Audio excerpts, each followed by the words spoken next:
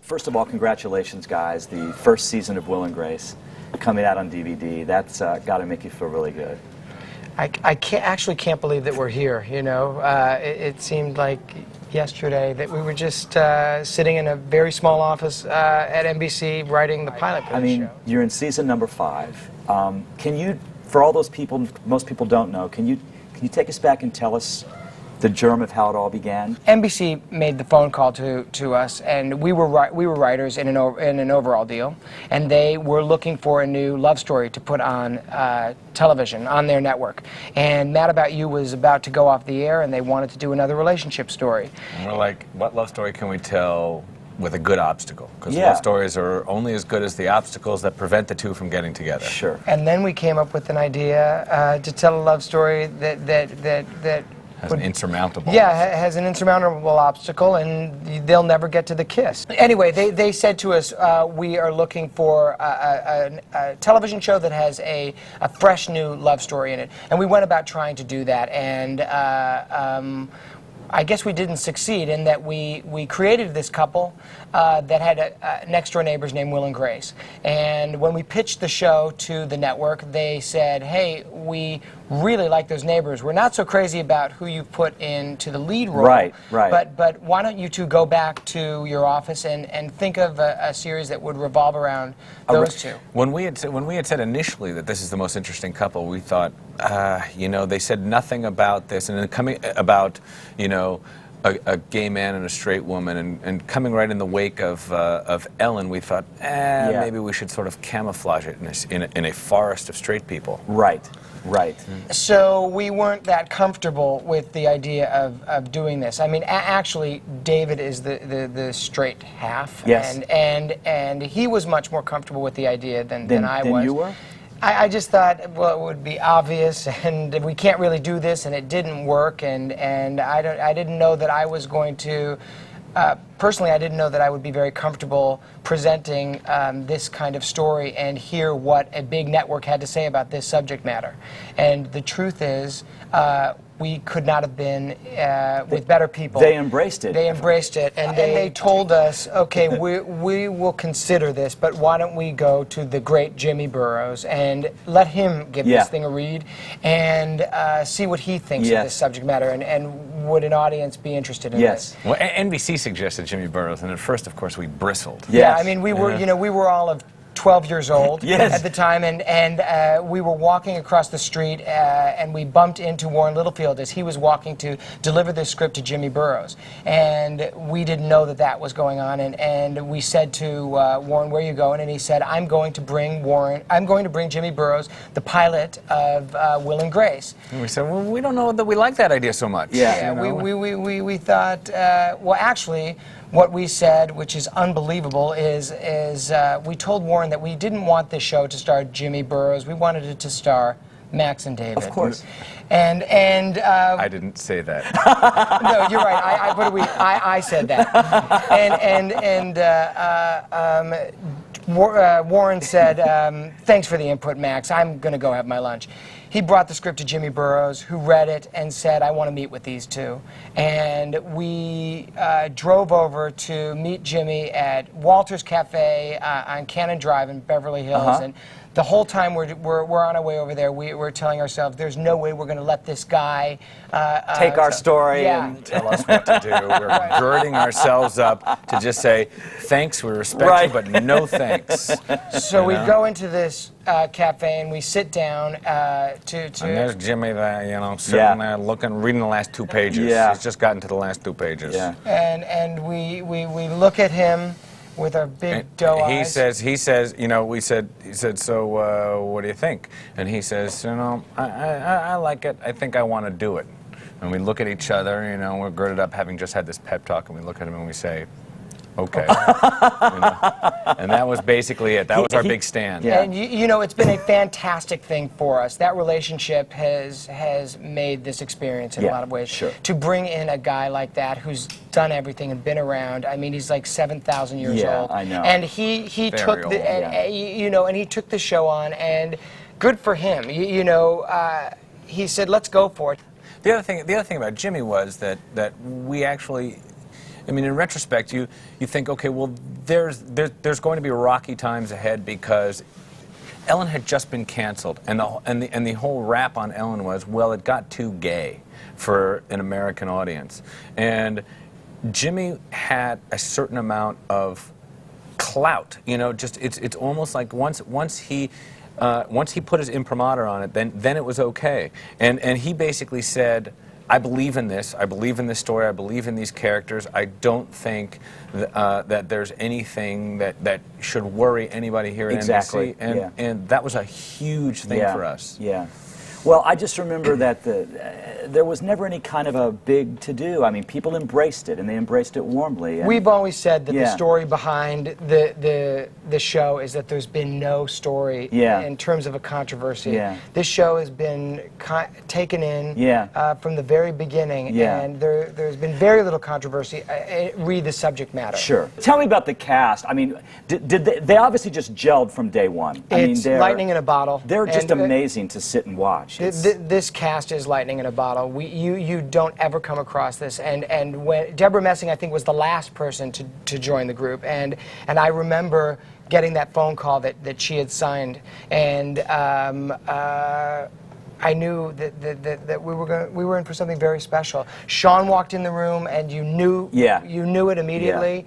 Megan, the same. Eric actually was the first person to come in and read for us. And Tell me about the unbelievable lineup of guest stars that you have been so fortunate to have, and who have been so fortunate to be a part of this. I mean, people like Cher and Matt Damon and Elton John, and I mean, Demi Moore coming up, and Madonna to come. I mean, what do you think it is? I talked to the cast about this earlier, but what do you guys think it is that just entices these people, primarily from the big screen or the music world, to want to be part of this unbelievable show? I don't know. I mean, Bert Convy did The Love Boat. I think that's where it started. The idea of like good guest stars coming You on think? to yeah. I think that they come onto the show because there's a certain consistency with the material. They know from watching, and they know from talking to friends that they're going to be taken care of. We've tried to make make it a policy to tailor-make everything to these superstars that come onto this show and take good care of them. That's the promise that we make them. Right. And then, in addition to that, I think that they show up, and it's a very happy set. It's always been a happy set, Yes. And it's a set of 4 hard-working actors who. There's very little bullshit that goes on around here. They just get to work in the morning. They put the thing up on its feet. They present it to the writers, and then they go on with their nice lives. And I think that makes for a very good work environment. You know, also, I think, you know, Matt Damon, for example, you know, he was in a softball league with Sean or something like that, and he said, and Sean said, if you ever want to do the show, and he just said, sure, it looks like fun. And I think that seems to be the attitude of a lot of people who, I actually got a call from a friend of mine who works at Michael Douglas's company. He said, you know, Michael Douglas seems to think it looks like fun on that, and he kind of wants to do one. And I said, convince him that it is in fact fun, and please, we would love to. We try to give them parts that they wouldn't otherwise be doing. You know what I mean? So very out of character for what you. The idea of Michael Douglas has been a detective before, but he's never been a detective who is faking a case so that he can hit on another man. You know what I mean? So and it's almost like this is a fun thing for him to get to do. You know, Matt Damon plays. You know, he plays leading men, you know, romantic leads, or he plays. You know, like in The Bourne Identity, he is an action hero, you know, but he rarely gets to be a guy who wants to be in the gay men's chorus, even though he's a straight man. You know, so it's a chance to have fun. Seriously, it's a chance to have fun. I think that's what it is. It's a fun place to work. We keep it very light. There's very little drama that goes on on this set. It's about the work, and I think that's. And this audience that shows up now at this point is such a revved up, devoted audience. And that's a great thing for someone like Demi Moore, who doesn't do a lot of, you know, stage work, to come into this environment and get to, it's like doing a play. Back to season 1, because I know this is going to be on the great DVD release of the first season. Do you guys look back, and are there any high points from year 1? I mean, do you think back on one big thing that you remember from that year, either a big obstacle or your biggest surprise, or? Well, in the second episode, we were always curious to see how Karen and Jack would get along. They seemed sort of perfectly suited to one another, and we wrote this scene where he just sort of is intrigued by her, and she sort of plays coy, and he asks her to touch stomachs. Yes, yes. And she says, "You're a freak for asking me that," and then goes along with Yes. it, and it felt like a Yes. really funny. It seemed like the first moment where the two of them were aware. I get you. You're kind of a weird kindred spirit of mine. And then all of a sudden, it was almost like another couple was born. We had no idea about the Karen and Jackness of it all. Right, You know, this right. was a show that we created about these two, Will and Grace. Yeah. And that was an incredible bonus to show up in the second week of work and realize, oh my God, Yeah. there's another couple on that stage that's fabulous. In the very beginning, did you find that everybody was trying to offer you advice, don't go too far, or this is too gay, or this is not gay enough, or, I mean, did you find that there were a lot There of... was nobody who was going to be a harsher critic than Right, him, saying right. that's too far to go. Right. People don't want to see that. Right. The first 13 episodes of this show was incredibly difficult for us as writers and as people. We had no idea what we were dealing with in terms of well, I just don't think we were ready for it. You know, it was so much more than we thought it was going to be, and we're very hard on ourselves. And I remember I actually drove home the second week of work, and I cried in the car, thinking I don't think that I'm going to be able to do this. You know, it was overwhelming. Here's the good deal. We grew up together. We've known each other for a very long time. We were each other's harshest critic, and we're critics of ourselves personally. So we always stopped ourselves before we went too far. And the rule was always kind of, if David thought it was funny, then I knew it worked, and I think he felt the same way about me. Right. And that was a very good meter, because you ideally want your audience to want to be those people or want to hang out with those people, and I think that that's what's going on Yes. for the audience at Will and Grace. My gauge going in was, is this something that my daughter, who is now 7, if she were 12, is this something she would feel comfortable saying, this is what my dad does? Right. You know, is it something she would be able to sort of say, Right. this is what my father does for a living? I guess that's the main thing. How would you like to see the story of Will and Grace and Jack and Karen come to a conclusion when that time has to come many, many years from now? There is no end game right now. That there are those But to classic- answer it seriously, Yeah. the best thing would be, because the truth is they serve each other's dysfunction, and the best way for this story to end, the big story, is that each of them finds love. Right.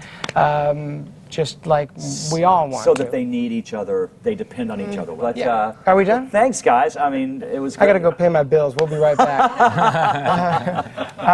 Thank you, guys. Thank you very much. It was great. Okay.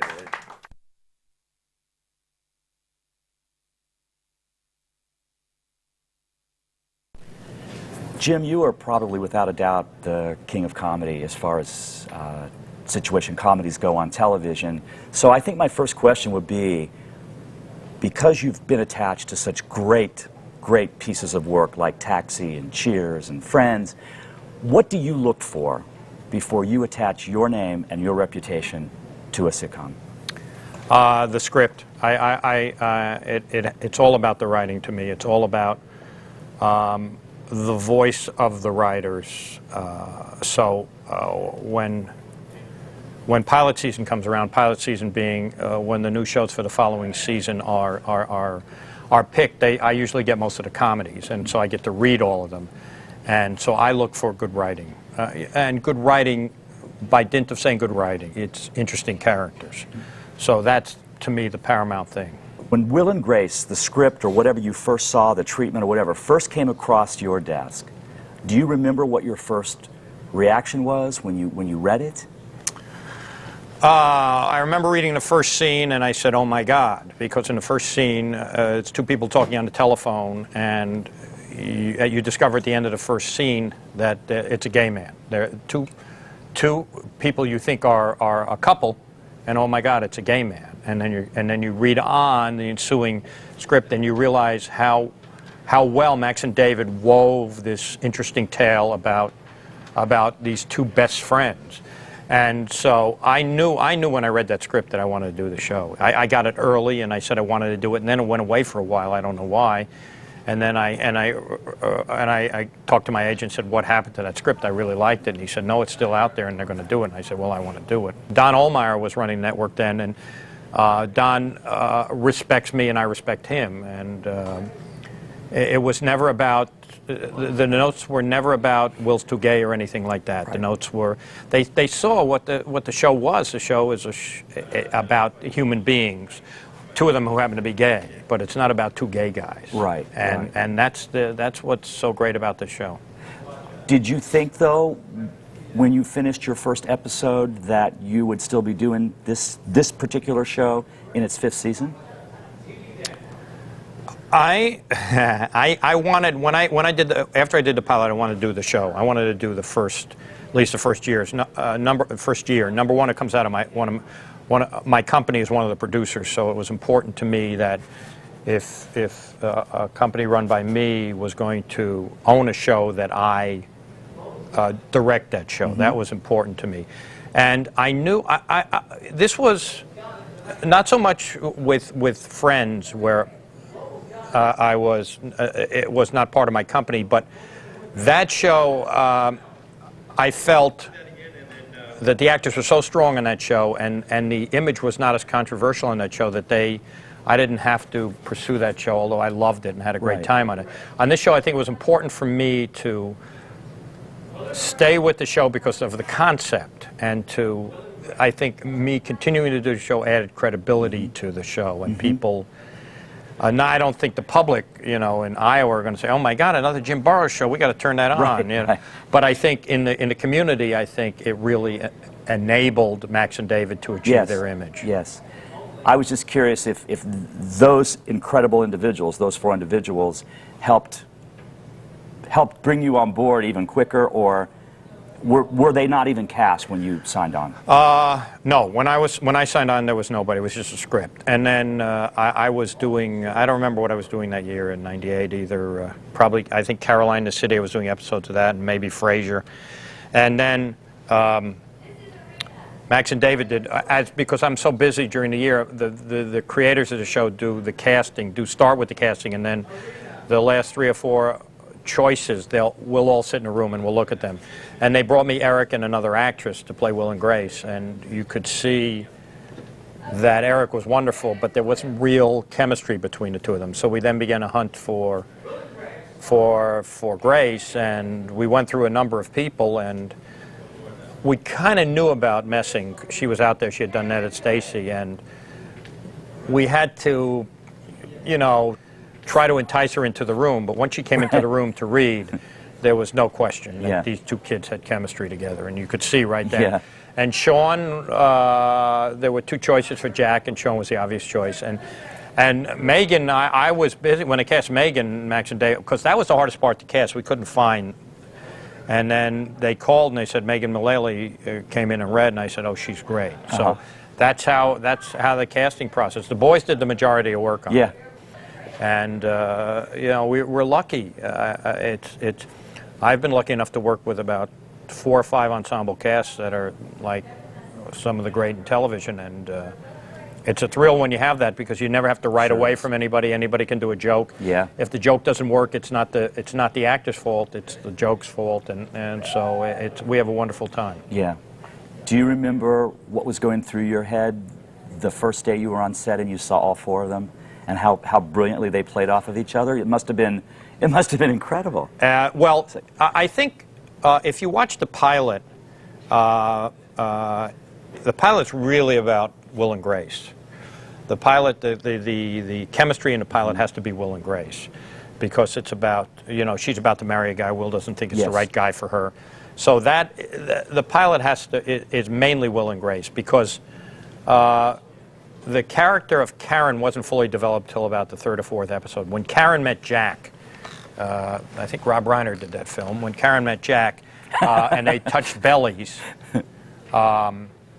that's when those two characters exploded. Yeah. But in the pilot, Jack's kind of funny, but Karen's not up to speed. She didn't get up to speed till about episode 3 or 4, Right. when the boys found her voice. Right. So in the pilot, it's definitely you care about what happens to Will and Grace. Yeah. Since this is a director's cut, I got to ask you, first season going out on DVD, do you have a favorite episode or a favorite moment or something that just sticks out in your mind from season number 1? I think one of the great moments is when Karen and Jack touch bellies. And what's so interesting to me is this is one of the reasons I've stayed on this show is the fact that there are things that we do on the show that I've never done before in situation comedy. Number one, the number of guest stars we have. Number 2, the topical and pop Sure. culture references. Number 3, it's much more farcical than Yes. any other show I've done. Yes. And number 4, it's got more sexual innuendos Yes. than any other show. And I've done that because it's been a learning process for me, because I was never. Cheers' sexual innuendos were very subtle, and we never had guest stars, and we didn't. It was not that farcical. So all these molds have been broken. Right. And I'll never forget that the scene with when Karen and Jack touched tummies. It was the second episode, and I said to Max, I said, well, this doesn't relate to the story. And he said, well, it's really funny. And I said, well, you know, he's right. It is really funny. And so let's somehow relate it to the story. So I remember Max saying, okay, Jack brings a tassel back that Grace left at the house to the office, so he meets Karen. And in a strange kind of way, this kind of thin line of plot allowed me to embrace this tummy touching thing. Right. And Max was right. I mean, Right. it was really, you know, because those two characters had never met, and so when they met, they exploded.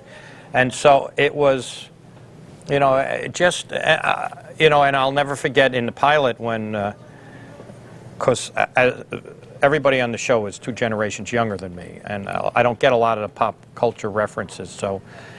Well, because we changed jokes between takes, and on the pilot, Grace came in this outfit, and he said, Max said between takes, he said to Sean, say, oh, here comes Sporty Spice. And at that point, my stepdaughter was too young to be into the Spice Girls.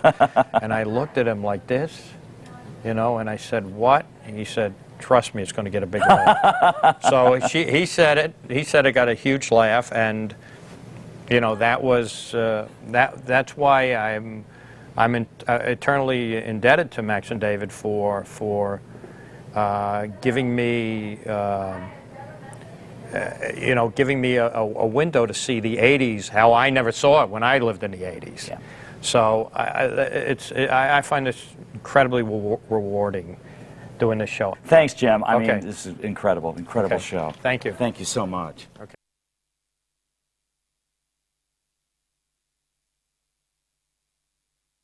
Let's go back to season 1 of Will and Grace as we get ready to 100 release years ago. season so 1 young. on DVD. Congratulations. Thanks. It's very exciting. So I think the first thing I want to ask all of you is, do you each recall the day that you got the call that you got the part? Did I get it? You got it. You're the one Yeah, who you got it. in. What? You got it. Oh, right. I gotta make some phone calls. You could call your mom. Yeah, she's We're happy because the other guy who was playing the part sucked so bad that we're really excited about this. So congratulations, Sean. So what was your first reaction? Well, you're seeing I'm it. seeing it for the first time. I was dumbfounded. I was excited. I did a film at Sundance, and from that got this. Right. You know, we all went through the process in our own way, but yeah, I was very excited. It was the first pilot that I'd gotten, so. So you actually made a film first before TV. Yeah. That was Billy's Hollywood Screen Kids. That's exactly right. Yes, it was. I've been Megan. working as a milker on a dairy farm. Really? I find that very hard to believe. I wasn't They even handpicked her. actress. I'm not buying that. I don't really know how it happened. Actually, Do you remember the audition, the first audition? yeah, I do. Well, I auditioned for Grace, and it was just like a big flat line. Nobody. Oh, really? Flying pig.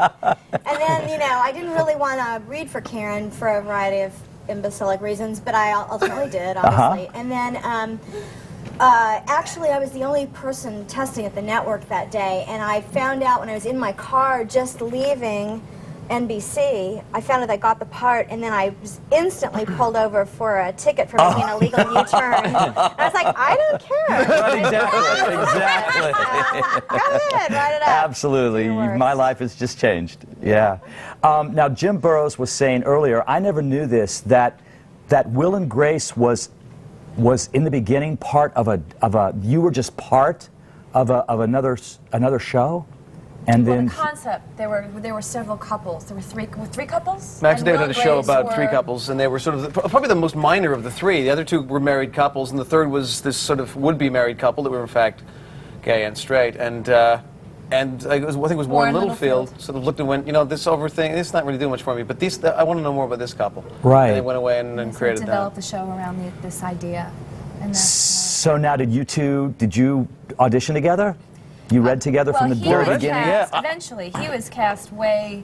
I was doing a series of auditions for the part with various women while she was doing the A series TV show. Prey over at ABC. So and seemingly unavailable because I think they wanted you from the beginning, but you Right. just weren't available. Right. And so I eventually went to network with this one girl, and I thought it was like it's all or nothing. I thought this either we're Will and Grace or we're not. Right. And I left there knowing that she really hadn't aced it, and I thought, great, it's all over. I just thought I was dead in the water. And then that night I got the phone call from Max saying, "How would you like to be TV's Will?" Great. And I said no. And it was that way. it was truly like, my wife and I went out and had a big dinner. Absolutely. So it was, but then a month progressed where I read with more and more women having already got the part, and she was the last one, and that was the one where And everyone went, "Oh, thank God." it was magic. Okay, finally we have a TV show. And then Jack and Karen came along. I assume they were not part of the original concept until. They were always part of the pilot. I mean, the characters were added, but I don't think they ever realized that combination. Right. Jack was going to be my friend, she was going to be Grace's Right. friend, and, Right. and the twain was never supposed to meet. And then the twain met. The twain met. an explosive in the second show. hilarity ensued. Yeah. Did any of you know each other before this show? Megan guest starred on my first sitcom, Ned and Stacy, Uh-huh. but we didn't get to have one line with each other. We were on two A and B stories, two completely stories. It's too Yeah. bad, because that would be fun footage. That would be Yeah. hilarious. Yeah. if we had been able to So you act never had together. any scenes together? No. Wow. We met, honestly, met. but Wow. we But didn't see together. she acted with the woman who played my sister on the TV show, and I was busy in a muffin shop or something Yeah. crazy like that. I don't know. Well, I all think it about was your all muffin, fate, isn't because it, I Deborah? personally think It you're the always best ensemble cast on television. Thank you very, And very nice. I really mean that. I know when the show first debuted, it was surrounded in a bit of controversy. It was cutting edge for what was happening on network TV 5 years ago. But did you really think that a story about two gay guys and a single gay man living with a single straight woman would develop as it did? The gay thing to me, just personally, it never really occurred to me that it would cause some kind of weird splash or something, because I don't consider it odd to be gay or lesbian or bisexual or straight. I mean, it just doesn't, in my world. But of course then, you go 2 feet beyond this door. Absolutely. And everybody else does. But it hadn't really occurred to me. But then we were taken to NBC for this whole briefing, this top secret briefing about Right. all the, the shit that was going to come down, and how Right, we were and- all going to be crucified and this and that. And then we kept waiting for the other shoe to drop, and it never did. We were facing the press corps, and we were going to be introduced as, a new fall sitcom. So the whole purpose was for us to discuss the show with the press. Right. And so this was a briefing prior to that. So I Right. think they anticipated that we were just going to be barraged with all Absolutely. of these very aggressive. But it never really Well, I think happened. partly it was a smart thing on the part of the network and of our producers that just, as opposed to going out of the gate with just, hey, we're going to have a gay old time. Yeah. It was more like, this is a show about friends. Yeah, And absolutely, it was on a who Monday have- night. We kind of crept in. And Yeah, it was just a funny show. about Friends who have relationships. everyday problems Right. and live everyday lives. And, Yeah. and, you know, I think a few people said, "Well, that's a cop out," and we said, "No, it's not a cop out. If we lead with our nose, it's going to get cut off to spite our face, Exactly. and then the show's off the air." But and also- And nobody- we never really, you know, made controversy of the show, No. so there was no controversy No. there. The show, the You know, we gay never- issue wasn't politicized because the two gay characters had been gay and comfortably so for years and years. Right. They weren't coming out and having to deal with like, oh, do I tell my parents? Do I not? I mean, so none of that entered into the picture. It was just four people who know who they are, who are, you know, sorting out their lives. Do you remember exactly like how many shows in when you said, "Oh my God, this is really working, and America's really buying it, and we may be here a while"? Well, I think it was the pilot. Was it the pilot? Yeah, we all felt very confident that what we were doing was special and new and interesting, you know, and it was funny from the get-go. Yeah. So it was just a matter of whether or not we would be given a chance. Whether or not people would people look at it with an open mind and be prepared to laugh. Right. I think we all knew that there were four really distinct characters with four strong voices, and Right. that the writing was everything was just right there, and that it just sort of popped. That we all worked together so well that I think we all believe that it will work if people will just give it a chance and just watch it. Right. And that's what We were, happened. Right. I swear we were one of the last shows that was given that chance. It felt, I don't remember ever having that fear in the first year or two of next week's the week we get cut if we don't come up with these kind of numbers, which shows seem to face every day. Absolutely. now. Yeah, absolutely. This is only 5 years ago, but I just felt like with Warren and NBC in general, the sense of it was, no, you're on Monday. We're going to slowly move you to Tuesday. There was always a feling of, don't worry, Right. we're behind you and you'll get They there. were obviously behind you for the marathon, not a sprint. So you knew pretty much from the beginning it was going to last. It had some shelf life. Well, you know? I wouldn't say that. I don't know. Really? No, because I mean, the Emmy nominations followed pretty quickly, and Yes and no. The first season there was no nomination. That's true. No Which nomination. to me was not weird, but everyone else around us went, oh my God, how could that not happen? And now I look around and I see what they mean, because a lot of first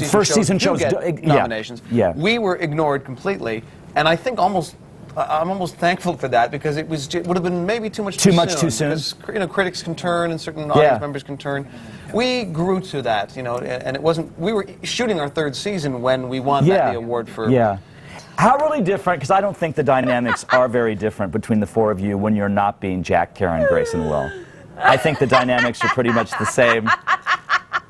Every night on TV is what? I don't know. I'm just laughing at the idea that she just got tickled. Yeah. The dynamics between the four of us, Yeah. the same When in the real camera's life? not on, it's the same, right? you are Karen. Are you Karen? Are I'm you? nothing like Karen. You know, that's really interesting. I don't think I'm anything like Karen, but I do think the dynamic between us is sort of the same, although Eric and I get along like gang. I mean, there's no, you know what I mean? There's no friction between Eric and I, whereas on Will and Grace, a lot. There was in the first few seasons, not so much now. Between characters. Between our characters, yeah. But no, I mean, maybe in a way, yeah. I mean, Because when we talked earlier, and you had your conservative glasses on, and you could have been Marion the librarian. yes. You were sweet and demure. I'm in my costume now, and so it's a different thing's coming out, dude. What can I tell you? So Eric, getting back to the first couple of seasons, some people would say, why can't Will have like a real steady, permanent relationship? And do you still think it was wiser for it to wait until maybe season number 5 when something really Yeah, I mean, I develops? think, gay or straight, the only person that's had a long-term relationship with this show is Karen. And, Yes. and we've never met. And we've her never husband. met Stan, yeah. And that's what's kept that alive, And it's the same thing. If we could have lovers that were never around, it Right. would be okay. But to add someone to the show, either for me or for her, that would be permanent, is a very big decision. Right. It was a very big deal to get her married off, which doesn't happen in season 1. But I mean, when it did happen, it was like, wow, we know we're going down a big road here. When it happens with Will, it'll be another very different road. And I think we've successfully managed to stave it off and keep the show this. Absolutely. But the characters are in their 30s, and that can't last forever. Yeah. So it's. I think there was certainly nothing about, we don't want to have a gay lover. It was that we don't want to have a lover, period, for her or for me. It And the really few times changed that we the did, dynamics of the relationship. Woody Harrelson was only on for about 6, but for those 6 Yeah. episodes, it changed the feeling. It was Yeah. like, but if she's going to be with a Anything that boyfriend, happens to either one of these characters automatically going to affect the Of dynamic course, between of us. course. It doesn't I know we matter. have to wrap, but one thing that I just find so amazing is the quality of guest stars that want to be, that are so enticed to become part of this amazing story. And I mean, from, you know, Matt Damon to Cher to Elton John to Michael Douglas to Glenn me, Close. and then Madonna to come. Gene Wilder. I mean, Gene Wilder, the great Gene Wilder, who's today. I mean, isn't that just such a testament to the quality of this show, the way it's written, the way it's produced, and the characters and the performances? I mean, doesn't that make you feel great? Yeah, we're lucky that they It's want to come thrilling. on and play for the week, and it gives them an opportunity to do something different. Yeah. You know, for them, and It's interesting because a lot of those people are film actors and they're not really Yes. used to performing in front of a live audience. And Yes. they've had some very, very severe cases. He dropped Yeah. his pants. I think the nicest tribute is that it's they're on the show because it's smart. Yes. Our writers Yes. write smart. Yes. And that's the thing I think we're the most proud of. I mean, it's funny Absolutely. as hell. Absolutely. But you can do funny without smart, and we do both. And, Absolutely. And that's what I'm so proud of, I think. Well, congratulations. It's just the consistency, the quality of it is so great, and you should all be very proud. And congratulations again Thanks a on your lot. first DVD. oh, I'm messed up. Congratulations Oh, is that rude? on your first DVD It's release. so good. Thank you.